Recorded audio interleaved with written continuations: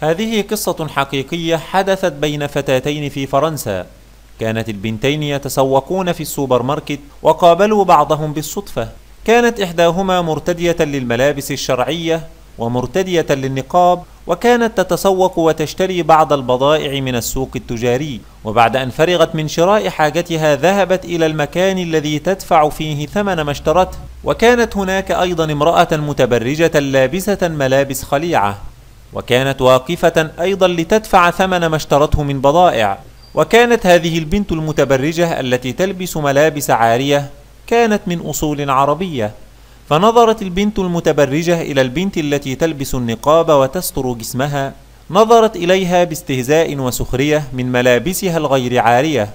والبنت المسلمة لم تتكلم وكانت هادئة ولم تختلط بها. ثم نطقت البنت المتبرجة والتي هي من أصول عربية: يوجد في فرنسا عدة مشاكل تعيقنا في التقدم والرقي، ومن هذه المشاكل هذه الملابس المعقدة التي ترتديها، فنحن في بلد متقدم ولا نريد هذا التخلف في فرنسا. اذهبي إلى وطنك وقومي بهذه الأمور القديمة والمتخلفة وابعدي عنا.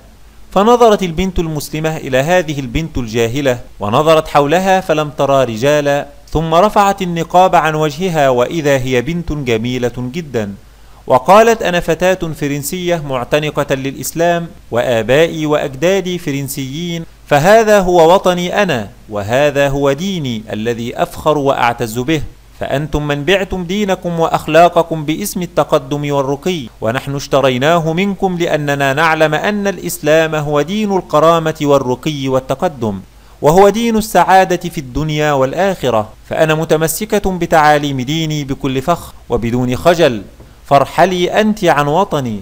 فخجلت البنت المتبرجة العارية من كلامها وشعرت بأنها أخطأت، فذهبت من مكانها بدون أن تتكلم.